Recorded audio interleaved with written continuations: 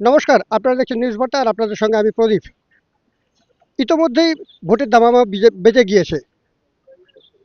ভোটের দিনক্ষণ ঘোষণা করেছে নির্বাচন কমিশন। প্রার্থী তালিকাও ঘোষণা হয়ে গিয়েছে গতকাল বামপন্থীদের এবং বিজেপির। আর আজকে তৃণমূলের প্রার্থী ঘোষণার পরে দেয়াল লিখনে দেখা গেল তৃণমূল কর্মী সমর্থকদের মধ্যে। দুবরাজপুর বিধানসভার কেন্দ্রের তৃণমূলের প্রার্থী এবারে নরেশচন্দ্র বাউরি, তারই দেয়াল শুরু করে দিয়েছে দুবরাজপুরের তৃণমূল নেতাকর্মীরা। এই মুহূর্তে কথা বলবো দুবরাজপুরের যে সমস্ত নেতাকর্মীরা রয়েছে তৃণমূলের তাদের সঙ্গে। দাদা, কিছুক্ষণ আগে ঘোষণা করলেন প্রার্থীর নাম, প্রার্থীর তালিকা ঘোষণা হওয়ার পরেই দেয়াল লিখনে নামলেন।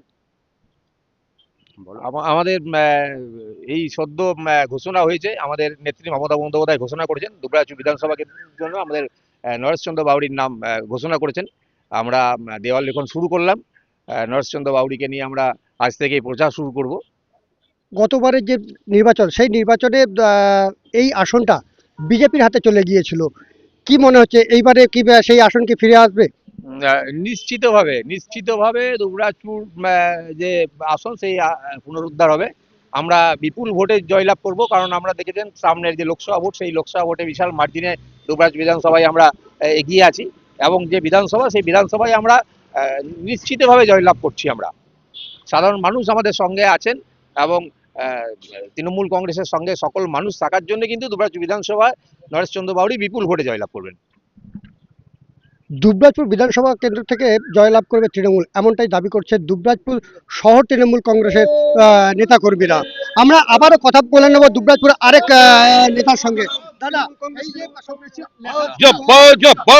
সঙ্গে লেখা শুরু হয়ে গেল, আমরা অধীর আগ্রহ অপেক্ষা করছিলাম, আমাদের দিদির দিকে তাকিয়েছিলাম আমরা সবাই, যে বীরভূমের সিটগুলো কখন ঘোষণা হয়, সমগ্র 294 সিটে কখন প্রার্থী ঘোষণা হয়। তারই পরিপ্রেক্ষিতে আমরা সকল কর্মী সমর্থককে নিয়ে এবং আমাদের টাউন সভাপতি স্বরূপ আচার্যকে নিয়ে আমরা অধীর আগ্রহ অপেক্ষা করছিলাম। এবং সাথে সাথেই যখনই নরেশ বাউরির নাম আমাদের এখানে দুবরাজপুর বিধানসভার জন্য ঘোষণা হয়, সাথে সাথে আমরা দেওয়াল লিখনের জন্য আমরা নেমে পড়ি, এবং আজ থেকে আমাদের প্রচার শুরু হচ্ছে।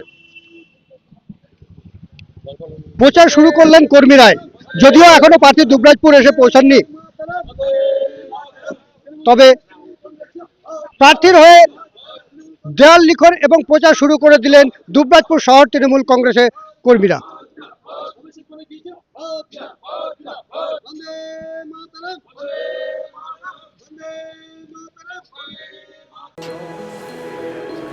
कुछ इमोशंस संभाल लेते हैं हमें बिना कहे, कंफर्ट जोन बन जाते हैं, सुकून बनकर साथ रहते हैं, जमीन की तरह स्ट्रॉन्ग और steady. Senco elements of love.